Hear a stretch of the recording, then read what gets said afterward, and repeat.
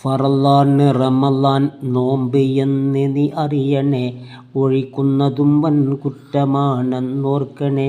ബദനിൻ്റെ അമലിൽ അഫ്ളലും നിസ്കാരമാ, പിന്നീട് ശ്രേഷ്ഠതയുള്ള അമലത് നോമ്പുമാ.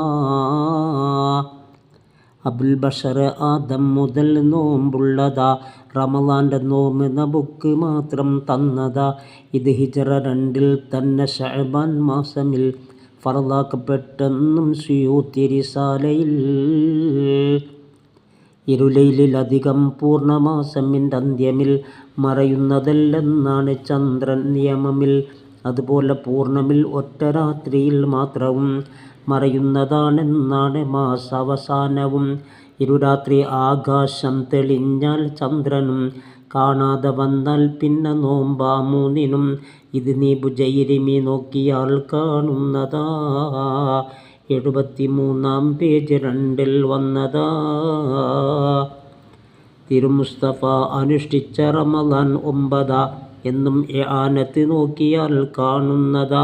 പരിശുദ്ധ മാസമിൻ്റെ ആദ്യം തന്നെയായി സ്വർഗമിൽ, പരിശുദ്ധ മാസത്തിൻ്റെ ആദ്യം തന്നെയായി സ്വർഗത്തിനുള്ള അബ്വാബുകൾ തുറക്കുന്നതായി. ജഹന്നമിൻ്റെ അബ്വാബുകൾ അടക്കപ്പെടും, ശൈത്താൻ ശൃംഖല കൊണ്ട് പൂട്ടിയിടപ്പെടും. അതിന് 60-ൽ പരം പേരുകൾ ഉണ്ടെന്ന് അത്വാലഖാനിയും വ്യക്തമായി പറയുന്നു. ഷഹറുൽ ഉമ്മത്തി ഷഹറുൽ ഖിയാം, ഇതുപോലെ മറ്റൊരു നാമമാ ഷഹറുസ്സിയാം. ഖാലിയത്തിൽ നീ നോക്ക് 1-ാം ഭാഗമിൽ കാണുന്നതാണ് അതിനുള്ള 7-ാം പേജ്. അതിൽ റമളാൻ്റെ നോമ്പ് അനുഷ്ഠിച്ച് നല്ലൊരു രീതിയിൽ പൊറുക്കപ്പെടും അവൻ ചെയ്തതും മുൻകാലമിൽ എന്നുള്ളതും നബി മുസ്തഫ പറയുന്നതാ. അബൂ ഹുറൈറയിൽ നിന്ന് റിപ്പോർട്ടുള്ളതാ. ഒരു കാരണം കൂടാതെ റമളാൻ മാസമിൽ ഒരു നോമ്പൊഴിച്ചാൽ എത്ര നഷ്ടം ഉണ്ടതിൽ.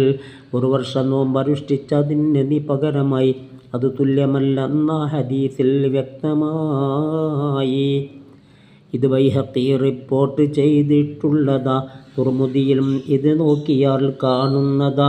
വസ്സൗമു ലീ എന്നാണ് റബ്ബ് പറഞ്ഞത്, അതുതന്നെ മതി എന്തു ശ്രേഷ്ഠതയാണത്. റമളാൻ്റെ എല്ലാ രാവിലും ഇത്ഖുള്ളതാ എന്നും ഹദീസിൽ നോക്കിയാൽ കാണുന്നതാ.